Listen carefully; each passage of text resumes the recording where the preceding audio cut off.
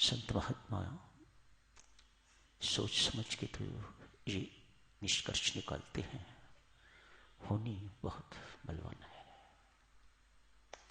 किसी के डाले टल नहीं सकती।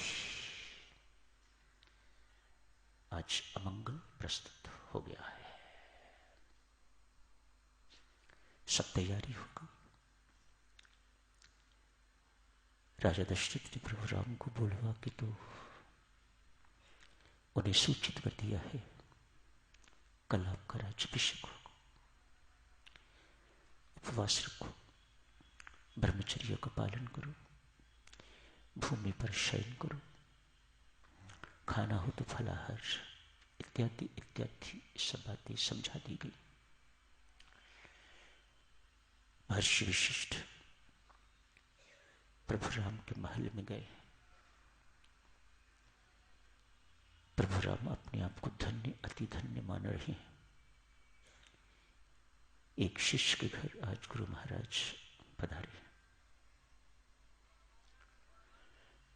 शिष्य कैसा होना चाहिए प्रभु राम से सीख, स्वामी कैसा होना चाहिए प्रभु राम से सीख, राजा कैसा होना चाहिए प्रभु राम से सीख, पुत्र कैसा होना चाहिए, बड़ा भाई कैसा होना चाहिए, पति कैसा होना चाहिए, इस सब कुछ प्रभु राम से सीखने योग्य। कैसे शिष्य हैं। आपने गुरु महाराज कष्ट किया है यहां पधारने का, आप मुझे बुलवा लेते, मैं तत्काल आपकी सेवा में उपस्थित हो गया होता। दोनों सीताराम ने गुरु महाराज की पूजा की, आसन पर बिठाया है, चरण धोए हैं, चरणामृत पिया है। गुरु यहां प्रभु राम को सूचना देने के लिए आए हैं, कल आपका राज्याभिषेक होगा, भगवान करे सब कुछ निर्विघ्न संपन्न हो। महर्षि वशिष्ठ के शब्द, भगवान करे कल सब कुछ निर्विघ्न संपन्न हो। आप उपवास कीजिए, भजन पाठ रत रहिएगा, दोनों ब्रह्मचर्य का पालन कीजिएगा, भूमि पर शयन कीजिएगा, इत्यादि इत्यादि जो इंस्ट्रक्शंस उनको देनी थी देके भूपति प्रस्थान करते हैं, महर्षि वशिष्ठ प्रस्थान करते हैं।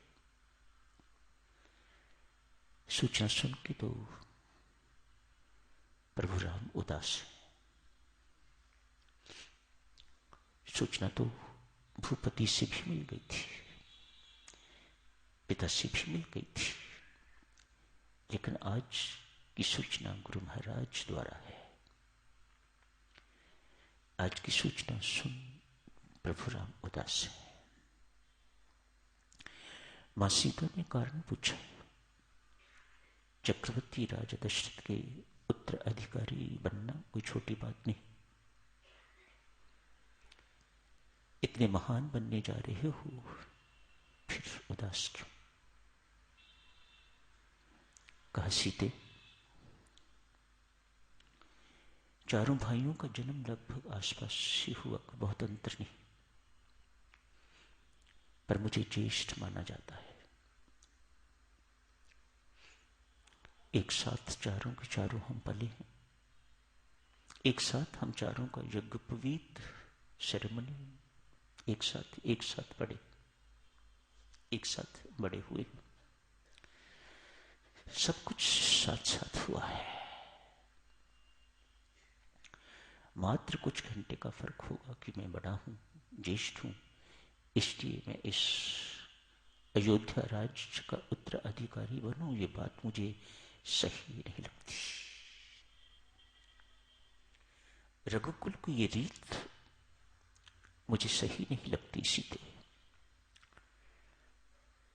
पुत्र, ज्येष्ठ पुत्र कैसा नालायक भी क्यों ना हो, प्रभु राम की भावनाएं देखिएगा। ज्येष्ठ पुत्र कितना नालायक भी क्यों ना हो, वह राज्य का उत्तराधिकारी, ये रघुकुल की रीत सही नहीं सीधी, मैं इसे बदलूंगा। दोनों की बातचीत, दोनों के सिवा और कोई नहीं जानता या परमात्मा जानता है। सीते मैं इसको बदलूंगा। मेरी हार्दिक इच्छा है राज्य भरत को मिले। यह है हमारी संस्कृति, यह है भारतीय संस्कृति, यह है हिंदुस्तान, जहां त्याग की इतनी प्रधानता है। दूसरों को कैसे दिया जाए, एक ही सोच। दूसरों को अधिक से अधिक कैसे दिया जाए, कितना दिया जाए, ये सोच।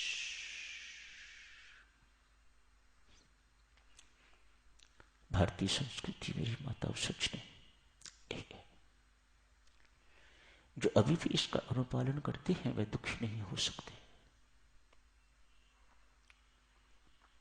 हमें लगता है भगवान राम ने जंगलों में जाके दुख सहन किया है, तृणशैया पर सोए हैं, नंगे पांव चले हैं, इत्यादि इत्यादि। वर्षा धूप, कोई घर नहीं, कोई कुटिया नहीं, कहीं जाके रास्ता तो चले ही है, कहीं जाके फिर जाके कुटिया जाके रहने को मिली। घों के पास कोई घर में नहीं सोए, तृणशैया पर सोए। देखना ये है देवी सज्जनों, ये सब कुछ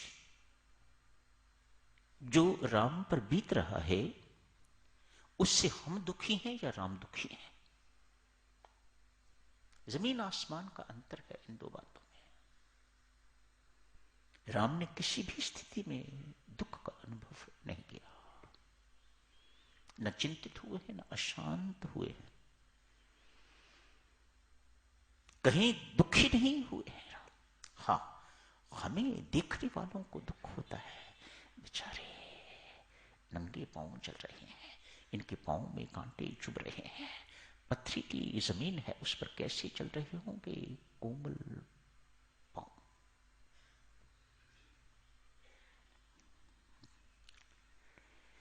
कितने कोमल पांव हैं राम के दिव्य सज्जनों। किसी कवि की कल्पना है, सत्य है, परमात्मा जाने। मुझ बदनसीब ने अभी तक उनके वे चरण देखे नहीं है।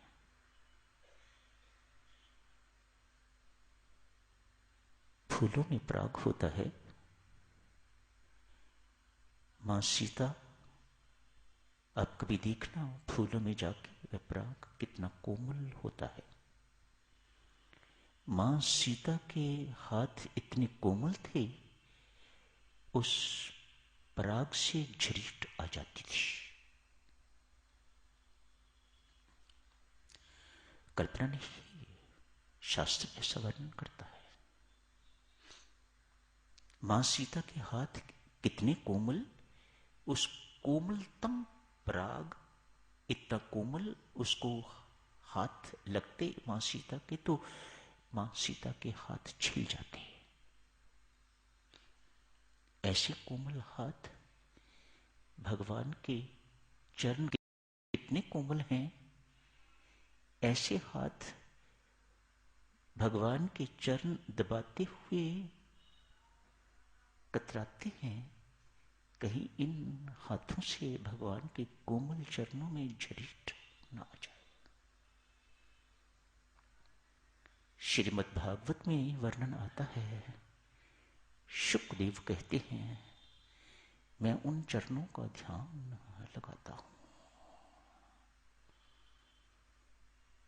वह चरण जब धरती पर चलते होंगे, कंटकाकीर्ण भूमि पर चलते होंगे, उन चरणों का क्या हाल होता होगा। लेकिन दुख भगवान को नहीं है, दुख हमें है।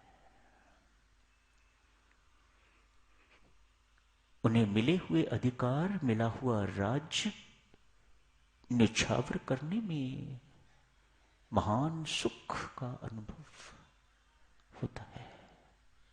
ऐसे राम, ऐसी हमारी संस्कृति, ऐसी हमारी परंपरा। समय हो गया है सार्वजनिक, कल इस चर्चा को आगे जारी रखेंगे। आज यही समाप्त करने की इजाजत है। धन्यवाद।